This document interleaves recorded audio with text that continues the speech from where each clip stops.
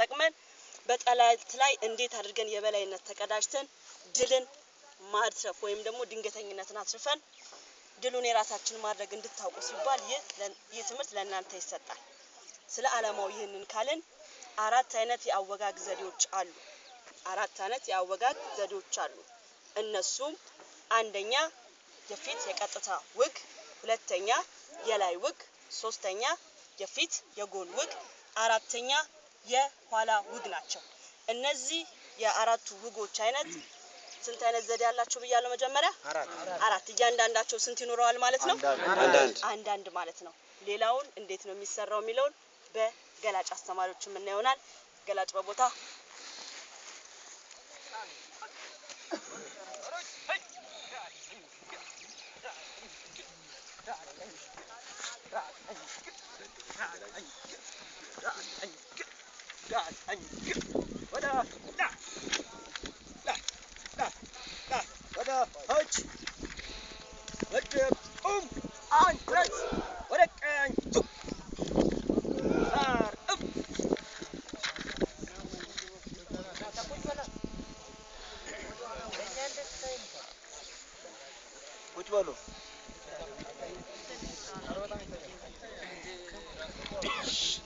አሁን ይታያል። ስለዚህ እዛ ጋር የቆማችሁ ሰዎች ቁጭ ማለት አይታይም? እሺ፣ ድምጽ እንዳይኖር። እሺ፣ ወደ ገለጻው እንሄዳለን። መጀመሪያ በንባብ የቀጥታ ውግ ምን ይመስላል በንባብ እናያለን። መሰረተ አቋም ህጋች የፊት የቀጥታው ለውጋት ሆይ በንባብ ሲሰራ የፊት የቀጥታ ውግ ይሄንን ይመስላል። በቁጥር እንዴት ነው የምንሰራው የምናየው ይሆናል። በቁጥር ህጋች የፊት የቀጥታ ውግ ወቅተር መደመ ወቅተር አንድ የፊት ቀጥታ ውግ ዝግጅቱ ስንዘጋጅም መጀመሪያ አውራጣታችን በሳንጃ በመንይዝበት ጣት ላይ ይሆንና ዝግጅቱ በዚህ አይነት ተፈጽሟል። ስንወጋ ዘለል በማለት ቀኝ እግራችንን ከፊት ግራ እግራችንን ከኋላ ለጠጥ በማድረግ ግራ እጃችን ምን ላይ ይሆናል? መከላከል ላይ ይሆንና ቀጥታ የጠላትን ሆድ ምን ማድረግ ነው? መውጋት ነው። እጃችን አውራጣታችን አራቱ ጫጣት የተጨበጠ ሆኖ አውራጣት ከላይ ይሆናል ማለት ነው። በቁጥር ሁለት በቁጥር ሁለት በሚባልበት ሰዓት የወጋነውን እጅ ወደ ቀኝ ወይም ወደ ውስጥ በማስፋት የወጋነውን ቀዳዳ ምን ማድረግ ነው? ማስፋት ነው። በቁጥር በቁጥር 3 በሚባልበት ሰዓት በኃይል የሰው ቆዳ በጣም ትልቅ ነው፣ ጠንካራ ነው። ስለዚህ የወጋነው ምን ማድረግ ነው? መንጭቀን ማውጣት ነው። ስናወጣ እጃችን በዚህ አይነት ይሆናል ማለት ነው። በቁጥር 4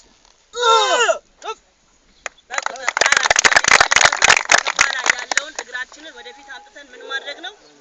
መዘጋጀት ይሆናል ማለት ነው። የላዩ በንባብ እናያለን። ህጋች የላይ ውግ ነው። ህጋች ሄይ ተዘና በቁጥር እንዴት ነው እናያለን።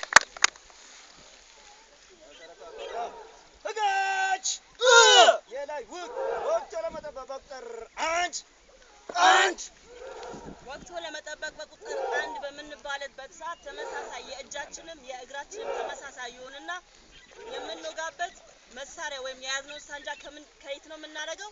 አውራጣታችን ከየት ይሆናል? ከላይ ይሆናል ማለት ልክ እንደ ቀጥታው አውራጣታችንን አንዘረጋውም። እዚህ ላይ ከላይ በማድረግ የሰውየውን ምን ማድረግ ነው?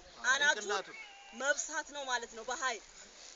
በቁጥር ሁለት በቁጥር 2 በሚባልበት ሰዓት እጃችንን ወደ ውስጥ በተመሳሳይ በማስፋት የወጋነውን ቀዳዳ ምን ማድረግ ነው?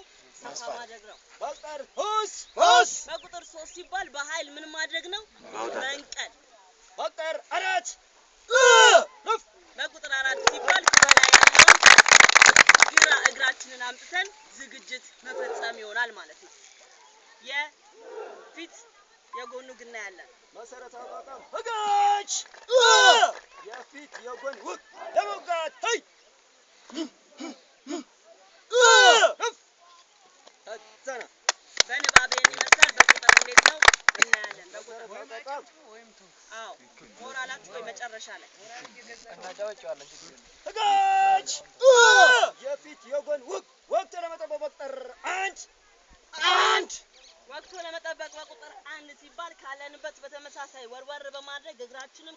እንዳልነው ይሁንና ሙሉ ለሙሉ የፊት የጎኑ ስንይዝ አምስቱም ጣታችን ሳንጃውን ምን ያደርጋል ጨብጦ ይዛል። የሚቀር አውራ ጣት እዚህ ላይ የለም ማለት ነው። ከዛ የሰውየውን ኩላሊት ምን ማድረግ ነው መውጋት ይሆናል ማለት ነው። እጃችንን ዞር በማድረግ በቁጥር ሁለት በቁጥር 2 ሲባል ወደ ውስጥ ቀዳዳው ምን ማድረግ ነው ዞር በማድረግ ማስፋት ይሆናል። በቁጥር በቁጥር 3 ሲባል የወጋነውን እጅ መንቀል። በቁጥር 4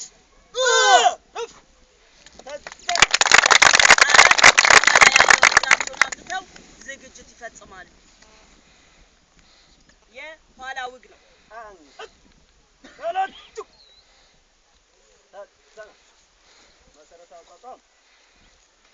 የኋላ ውግ በንባብ እናያለን። ህጋች የኋላ ውግ ለውጋት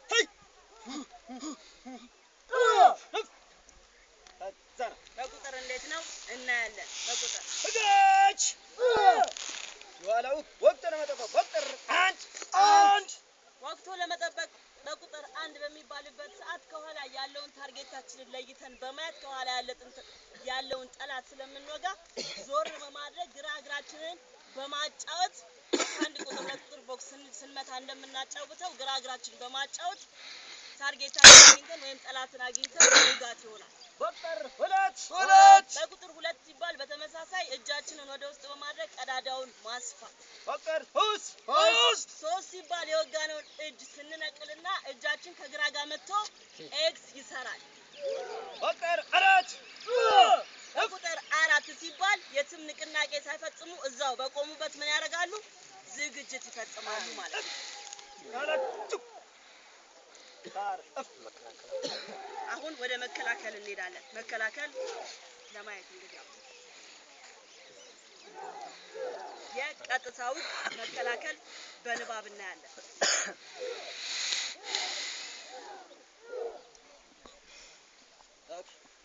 መሰረታዊ አቋቋም ህጋች የቀጥታው መከላከል በንባብ ነው። ለመውጋት ለመከላከል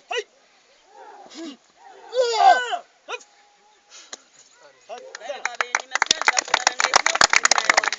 በቁጥር ህጋች የቀጥታው መከላከል ተከላክሎ ለመጠበቅ በቁጥር አንድ የፊት ቀጥታው ጠላት ወይም የሚወጋው ሰው ተንደርድሮ በዚህ አይነት ሊወጋን ሲል የሚከላከለው ወይም ወገን ግራ እግሩ እንዳለ ቀኝ እግርን ሸርተት አድርጎ በማውጣት